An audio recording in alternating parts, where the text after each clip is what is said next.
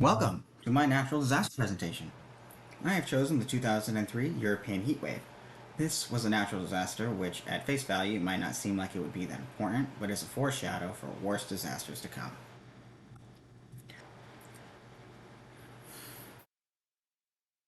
Some background information. I have included a map of the regions affected by the heat wave and a reference map of Europe from Google Maps. The heat wave caused the hottest summer recorded in Europe since 1540. It began in June 2003 and continued into August. You can see on the map on the left where the change in temperature was concentrated in eastern France, northern Italy, southern Germany, and the start of Eastern Europe. Right here. Primarily up here, but all around here, really. Switzerland is there too, though it might not be labeled on the reference map. Right there. Tiny. And then she's right about here. Not labeled. The worst part of this heat wave to me is that the conditions it caused continued to gain victims after the summer's end. The drastic increase in temperature also caused an increase in wildfires and glacial melting. Its effects even penetrated to the benthic zone deep in the ocean. Now, what could have caused such a horrible heat wave? An aloft anticyclone had formed in June 2003 directly above Central Europe and lasted for almost a month. This anticyclone prevented rain clouds moving from over the Atlantic Ocean to the mainland of Europe, while at the same time bringing a draft of tropical air from below the Mediterranean Sea. Anticyclones are caused by a multitude of factors which can change depending on the size of the cyclone and area which it originated. It is theorized the higher air pressure from continually warmer years influenced the creation of this anticyclone. However, the exact causes are still undetermined. Some maximum temperatures recorded were 38.1 degrees Celsius in the UK, 40 degrees Celsius in France, which actually remained that hot for 2 weeks straight, and 41.5 degrees Celsius in Switzerland on August 11th specifically, which was also the highest recorded in 250 years in Switzerland. The conditions there mimicked a normal summer in Rio de Janeiro. This heat, mixed with the lack of rain, caused an evapotranspiration of 400 millimeters from the Mediterranean Sea. This high evapotranspiration, with no water to rejuvenate supply, caused a large water balance deficit in southern Europe of 380 millimeters and smaller deficits in France, Germany, West Czech Republic, Hungary, and South Romania. The heat primarily affected the elderly, though deaths were recorded across all demographics. Financial losses overall in every sector affected exceeded 13 billion euros. The heat wave also caused power cuts, transportation restrictions, and a huge decrease in overall agricultural production. The initial death count exceeded 30,000 all across Europe. It was considered one of the top 10 worst natural disasters in the last 100 years and the worst in the last 50 years as of 2004. A 2007 study found that there were an additional 50,000 deaths which were previously unaccounted for, over 7,000 of which happened after summer's end. Unsurprisingly, France and Italy were hit the hardest. August suffered the worst casualties with over 45,000 in that single month. I say unsurprisingly due to the concentration of heat anomaly in eastern France and northern Italy. I want to point out that the areas affected by Italy are primarily in the Dolomite mountain range, where it is normally very cold, especially at higher altitudes. Air conditioning is beyond overkill for most years and unnecessary unless extreme droughts or heat waves are to become normal. Right up here, across basically the entire thigh portion of, Italy, if you're going to think about it as a leg and a boot kicking. Sicily, is that what it is? I don't remember exactly what it is. I think it's Sicily.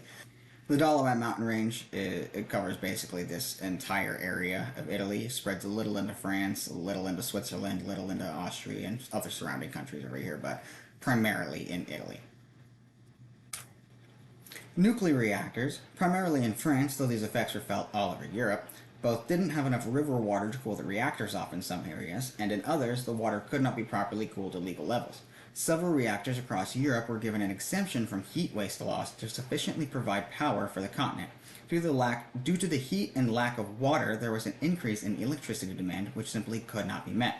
France, who is Europe's main power exporter, actually reduced their electricity exports by over half of what it was before the heat wave to conserve energy. The drought and heat exacerbated wildfires in numerous ways simultaneously.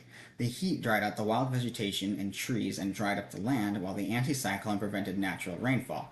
Overall, there were more than 25,000 fires across Europe and nearly 650,000 hectares burned.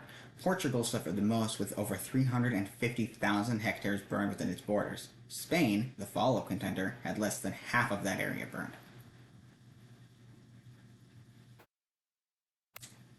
The agricultural effects of the heat wave were disastrous. Low rain the previous winter aggravated the unusually strong drought. The heat wave boosted crop growth while both increasing water need and reducing water availability, resulting in extremely small yields across all agricultural production. The green fodder production was hit particularly hard with a deficit of 30 to 60% depending on the country. The permafrost levels rose above 4,500 meters for over 10 days, which allowed for small rock slides and actually required 90 people to be removed from the Matterhorn. Borehole measurements done in the Dolomites had shown an increase in thaw depth by 2 meters. If the thaw depth continued and went deeper, larger rock slides would become more common. The Alps saw between a 5 and 10% glacial mass decrease in 2003, which was twice that of 1998, the previous record year. This also turned out to be 5 times the yearly average loss in an unusually warm period of 1980 to 2000. Aquatic damage includes, but is not limited to, numerous rivers drying up or seeing dangerously low levels, one being the River Danube in Romania, which was the lowest it had been in 100 years. The River Danube even revealed partially buried World War II relics such as bombs and tanks. As mentioned before, the Mediterranean sea water level decreased by 400 millimeters, nuclear reactors released warmer coolant water, and even dissolved oxygen content decreased due to high water temperature, which penetrated all the way to the bottom of the ocean. This caused extreme hypoxia in benthic regions in Camacho saltworks, Italy, and other areas. In a heat wave, there isn't much to do to prevent or mitigate the entire heat wave's effects. There will be crop loss, water loss, and electricity loss. However, we can mitigate unnecessary human loss by preventing trains from running when it's too hot for tracks, advising the populace to stay hydrated and cool, alter working hours, throttle energy use rather than operate until total shutdown, and improve the continent's heat wave detection and alert systems. Since the exact cause of the heat wave, and by extension the anticyclone, are largely unknown, or have too many powerful individuals profiting off of the causes, legislation directly preventing another heat wave cannot be passed. I found this topic to be related to almost every individual subject covered over the course of the class. The processes which allow heat waves to happen make up the biosphere we live in. The deep ocean areas were severely affected by extreme heat on the surface. Human societies have exacerbated the causes of global warming, and by extension a lot of natural disasters, this heat wave included. Drought, fires, and plain heat destroyed ecosystems and harmed biodiversity. The heat wave itself was an environmental hazard and a huge threat to human health, young and old. I found it particularly connected to modules 10, 11, 12, 15, and 16 due to a heat wave's direct effect on water resources, food availability, agricultural production, and electricity production. And finally, my sources. Hope you enjoyed it. Thank you for watching.